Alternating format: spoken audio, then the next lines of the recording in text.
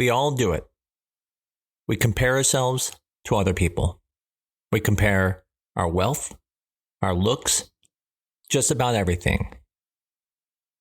In today's episode, we talk about comparing your IVF cycle to others.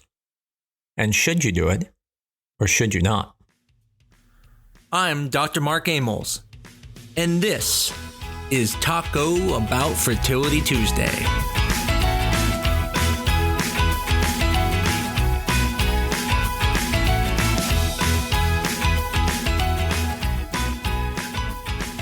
Comparing yourself is normal. We do it every day, and it makes sense. If a person is called pretty and you don't look like them, it's easy to feel you're not pretty. If you're told a certain amount you're supposed to make makes you successful, you're going to compare your wage to someone else. This is perfectly normal human behavior. But when it comes to IVF, things are a little bit different. Comparing yourself gives the illusion that we are all starting with the same qualifications. When you're looking at looks, we all have hair, we all have 2 eyes, 2 arms, 2 legs.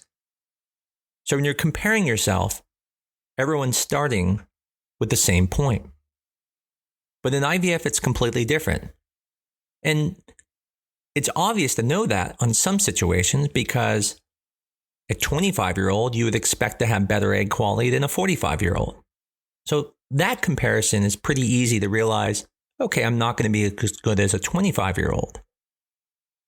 But the problem is we compare other things, such as FSH levels and AMH levels or antral follicle counts. And even worse, women tend to blame themselves. That maybe they're the reason why their egg quality is lower, that maybe they're not healthy enough. In this episode, I want to explain why you shouldn't compare yourself. Because most of the time it's going to create anxiety when there's actually no real substance to the comparison and the differences. Let's start with ovarian reserve testing. Constantly I'll hear women say, well, my friend had an FSH level of this and they got pregnant. Why can't I? And what's important to understand about ovarian reserve testing, which is just another fancy way of saying how good your eggs are, is that it is a measure of how well you will do with stimulation medications. Now, in several episodes before, we talked about this. We talked about how FSH is the hormone sent by the pituitary gland to force your ovaries to make eggs. If this number is high on a cycle day 3 lab, it means your brain is working very hard. And for that reason, because it's working very hard, it takes more medication to make more eggs. And if that number is very high, it may even be non-responsive because we can't get the hormones high enough. When we talk about antral follicle count, we're talking about things like how many eggs are you starting with at the beginning of the month? That is the absolute number of eggs you can get that month, because in the end, you can't make more eggs than are there. And then the last thing is anti-Müllerian hormone, which is the hormone that kind of gives us an idea of how long do you have to remain getting pregnant? What is your ovarian reserve over the long term, not the short term? You can have a high AMH, but have a low antral follicle count. And in that situation, you might have fertility for many more years, and your egg quality could be good, but you still make few eggs. You can have a great AMH, and you could have a good antral follicle count and have a very high FSH. And in that situation, you have the potential to make lots of eggs, but in reality, you won't make many because your ovaries will be very resistant to medication. So when you're comparing numbers, it's important to compare the whole picture. And in that picture, you also have to bring age. Because we know with age, there's an increased number of abnormal eggs.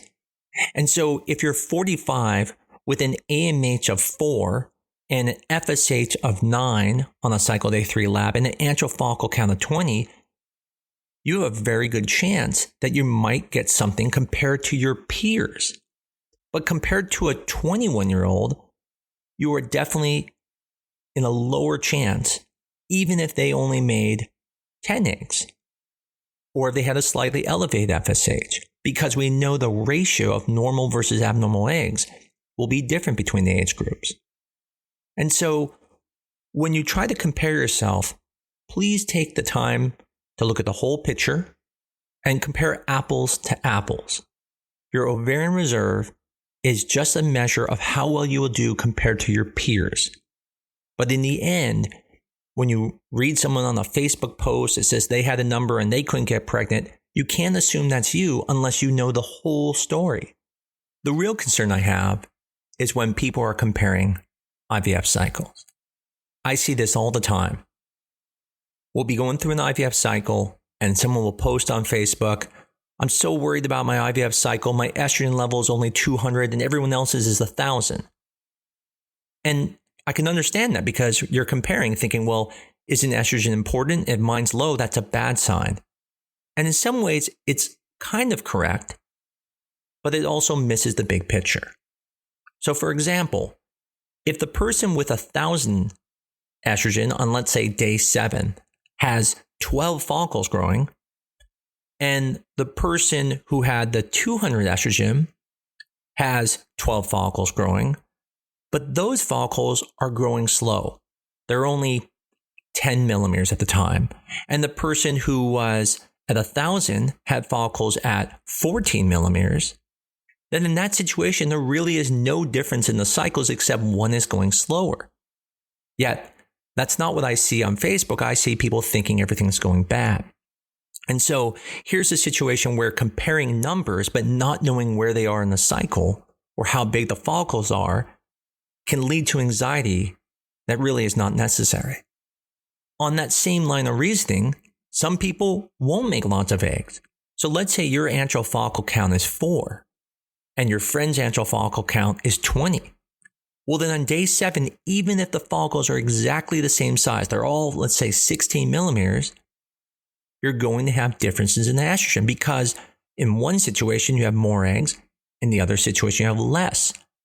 But the person who maybe has more eggs, maybe they had the potential to get 20 eggs, they're only growing 12.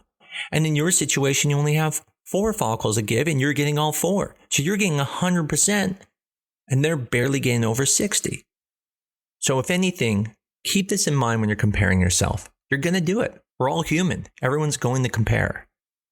But take the time to step back and say, hey, maybe it's different because there are different factors going on. The next area I see of comparison is comparing cycles. I'll have people ask me, well, my friend did this type of cycle. Why am I not doing that type of cycle? And the reason is because your doctor is picking the cycle that they think is best for you.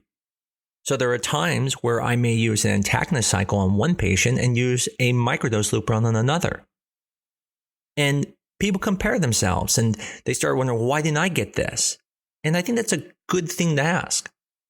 But don't stress yourself out that you're not getting the right treatment because you're not getting the same protocol.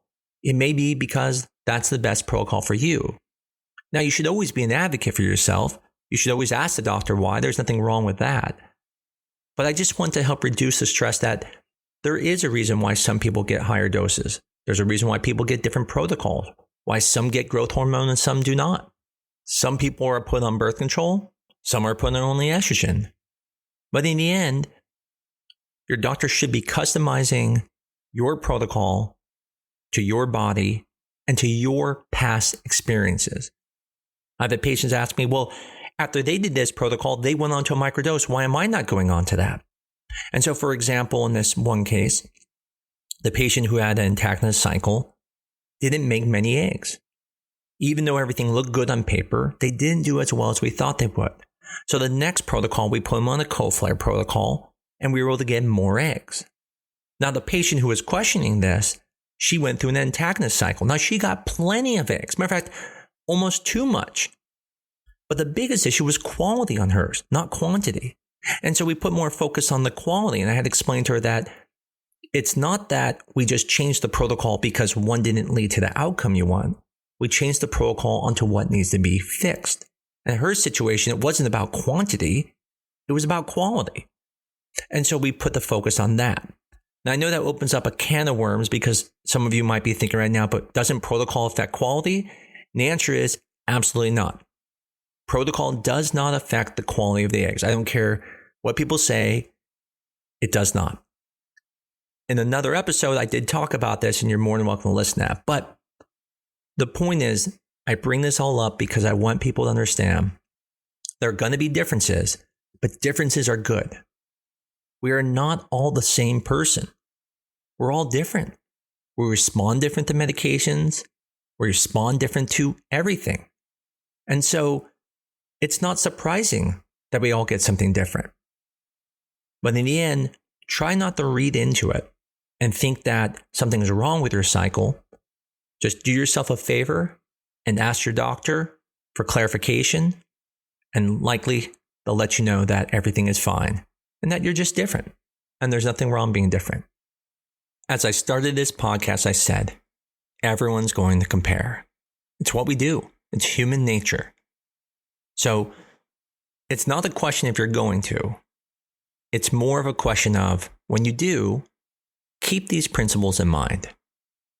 It's likely your cycle is going fine and that some people just respond different or some people need different things. But that doesn't mean that you need those things. But it also doesn't mean you can't ask. And like I said, be an advocate for yourself.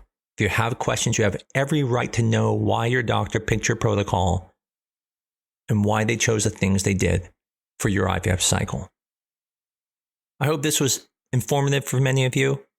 I've been trying to do some episodes, not just on education, but also to help reduce the anxiety and the concerns people have through IVF cycles. I know there's a lot of things I did, such as comparing cycles when I went through IVF with my wife.